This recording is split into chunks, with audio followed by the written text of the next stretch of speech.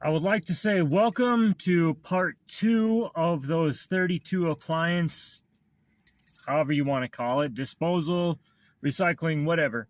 Anyway, today is going to be a fairly easy day. Right now, I am on my way to go pick up a garage door, but the garage door is not going to fit. I think they said the garage door is 16 feet and my trailer is only 10, so I'm gonna have to cut it to make it fit. Anyway, stay tuned. I am done with this location. Here is the garage door, and now I'm on my way to the storage unit to grab what I can. I'm back at the storage unit. I'm not gonna do anything with any of these appliances today. Today my goal is to get rid of this stuff that's over here. So I got the drop, the copper, and the ICW. So the drop and the ICW is fine. What I need to do though is get the rubber, or as much rubber off of that copper as I can, because otherwise sometimes they complain, and which is totally understandable. Anyway, I am going to get after that now. I'm done here at the storage unit for today. I ended up grabbing the copper, and I separated that between clean copper and copper breakage.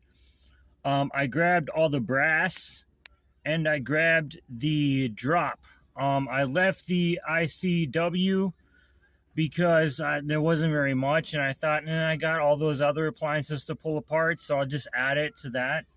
But the rest of the stuff, there was a decent amount there, so I figured might as well grab all of that other stuff. Anyway, I'm off to the scrap yard right now. Stay tuned, and I'll tell you how much weight I brought in today.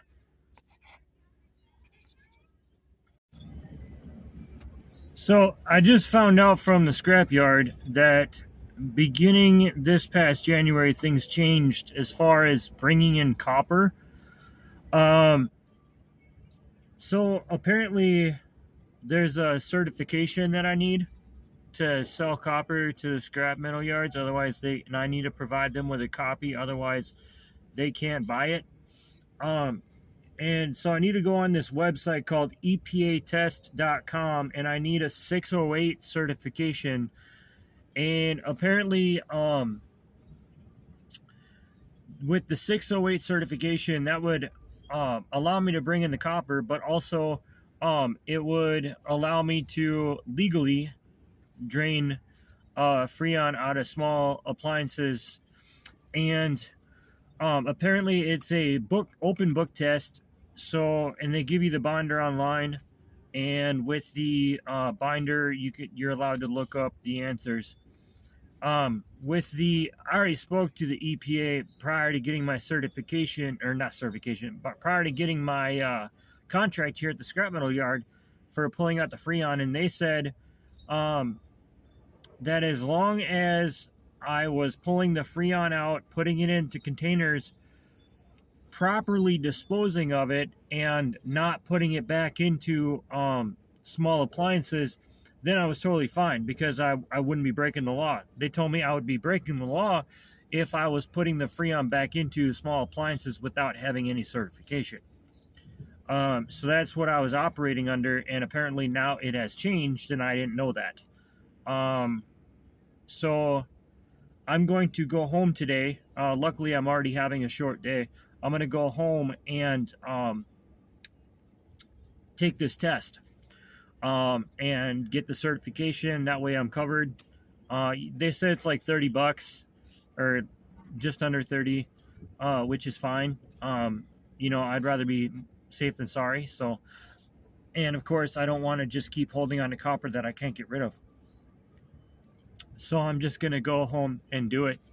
I got some other stuff to take care of first, but I will definitely get this taken care of today. And then I can come back here tomorrow with a copy of that 608 certification, and everything is fine. Anyway, continue watching, and I'll let you know how things go. So I've got this furnace on my trailer, and I am about to figure out what I'm going to do with it. I got to figure out if I want to take it apart and then dispose of it, or if I'm just going to leave it whole. It ultimately depends on how much I want to mess around with this. Luckily, when I go to the scrapyard, they've got a crane that they can use to get it off the trailer, so I don't have to try to tip it off the trailer as is. But I have to figure out how much messing around I want to do with it by myself, because it took 2 people to get this up on the trailer.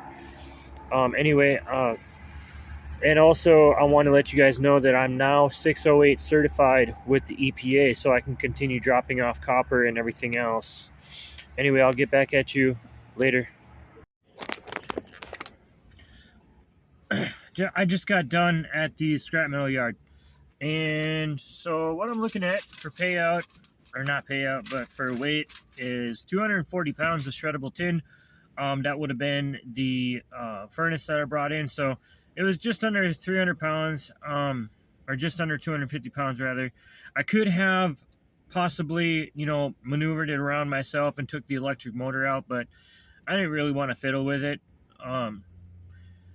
I didn't really think it was going to be worth it. For drop, I had 10 pounds. For number 2 copper, I had 11 pounds, and then apparently I had 2 pounds of brass. So that's going to go a long way towards disposal of the 3 tanks I have sitting in storage. Luckily, I did find a reclaiming company that they said I could bring my tanks to, even though they're not DOT certified. And normally, they would, for the Freon that they would buy, they would cut me a check for payment, provided it's not, fully contaminated. But unfortunately, because the tanks I have are not DOT certified, they can't give those tanks back to me. Which I understand. If they're not DOT certified, why would I want to keep using them anyway? It just doesn't make sense.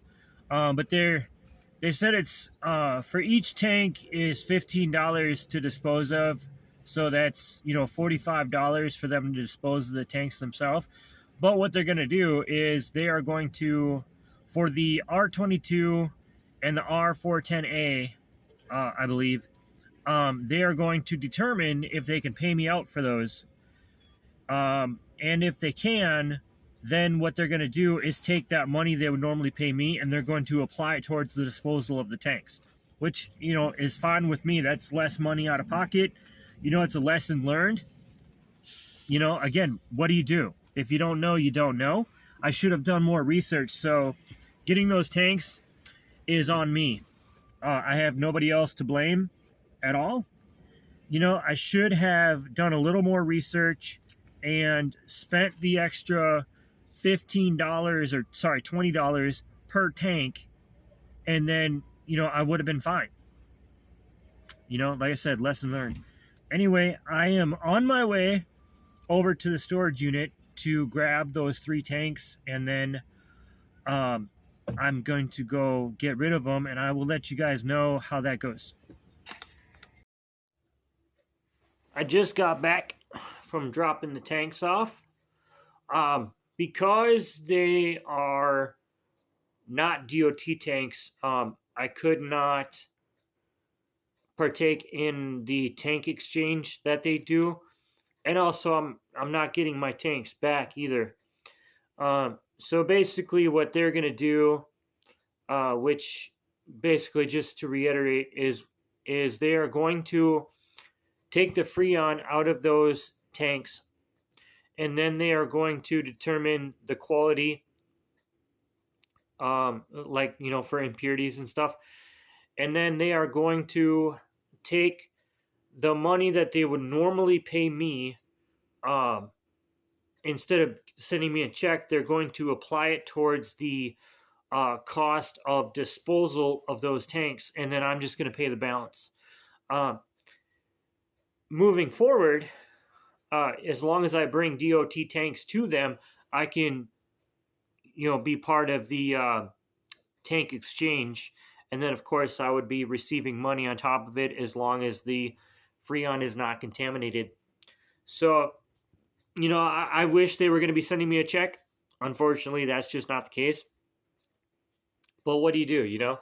At least now those tanks are taken care of. And, I just got to move on. So, anyway, I don't know if I'm going to be recording any more on this video. I do have some other jobs to do that are not processing appliances. And so I may just end this video and film the other jobs and then post those videos at a later time. So anyway, thank you for watching. Don't forget to like, comment, subscribe, share the video, and stay tuned for part 3. Don't know when that's going to be out, but when I start getting back to taking appliances apart, I will, of course, film that process. Thank you for watching.